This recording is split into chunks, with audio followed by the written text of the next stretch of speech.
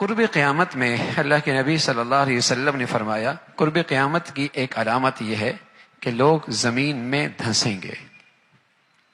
اور عائشہ رضی اللہ عنہ فرمانے لگی یا رسول اللہ کیا جب اس امت کے اندر بھی ہوگا؟ فرمایا ہاں، اس امت کے اندر خسف بھی ہوگا، چہروں کی شکلیں بھی بدل جائیں گی اور آسمان سے پتھر بھی برسیں گے.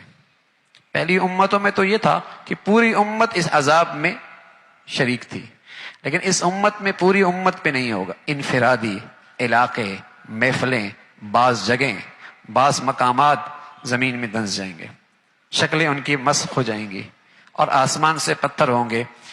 تو عائشہ فرمانے لگے یا رسول اللہ انہلک وفینا الصالحون، اس امت کے نیک لوگ بھی موجود ہوں گے پھر بھی یہ ہلاکت ہوگی؟ فرمایا ہاں، اذا ظہر الخبث، جب گندگی زیادہ ہو جائے گی تو پھر اللہ کی یہ پکڑ آئے گی.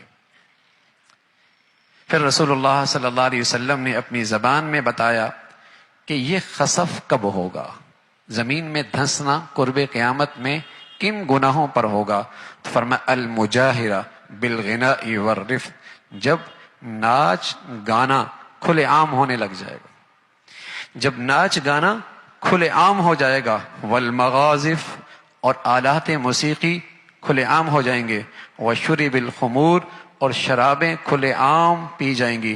عمران ابن حسین فرمانے لگے رضی اللہ تعالیٰ عنہ رسول اللہ صلی اللہ علیہ وسلم نے فرمایا فی هذه الامہ خسف ومسخ وقذف، اس امت کے اندر بھی زمین میں دھنسنا ہوگا، شکلوں کا مسخ ہونا ہوگا، آسمان سے پتھروں کا بارش ہوگی. لیکن کب یا رسول اللہ؟ مسلمانوں میں ہوگا.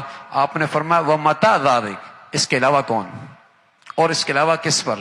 فرمایا جب یہ مسلمان اسلام کے نام لیوا اذا ظہرت القینات والمغازف وشربت الخمور، گانے بجانے والیاں اور آلات موسیقی کی جب کثرت ہو جائے گی اور شرابیں پی جائیں گی، پھر اس امت کے اندر بھی زمین میں دھنسنا ہوگا. یہ جو آپ کو نظر آتا ہے نا کہ ٹیلنٹ پورے ملک میں تلاش کیا جاتا ہے، کون اچھا گلوکار بنتا ہے، یہ ہونا ہے اس لیے کہ قرب قیامت میں دھنسنا بھی تو ہے.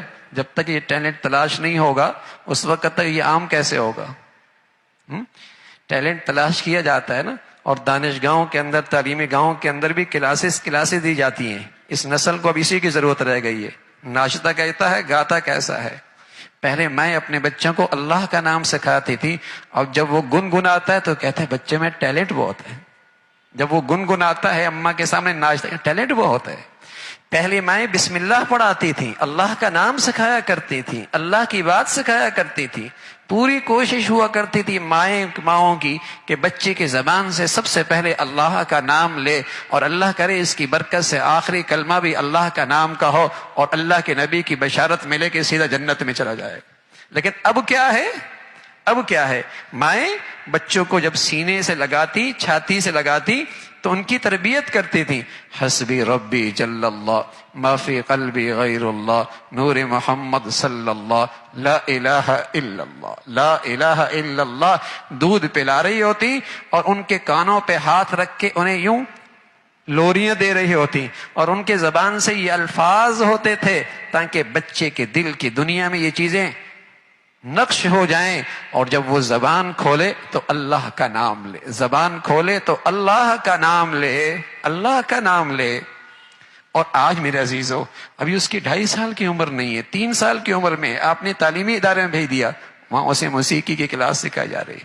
کیسی بدنصیبی ہے. عقل پر ماتم کیجئے، لاکھوں روپے بھی دیجئے اور اپنی اولادوں کو بھی ان کے حوالے کیجئے. لاکھوں روپے بھی دیجئے اور اپنی نسل کو، اپنی اولادوں کو بھی برباد کیجئے. پیسہ بھی دیجئے اور اس اولاد کو اپنے لیے وبال بھی بنائیے. کیا دولت تھی اولاد جو مسلمانوں کے لیے صدقہ جاریہ تھی، اور بہترین زندگی کی صلاحیتیں اس کے اندر پیدا کرنے کا موقع تھا.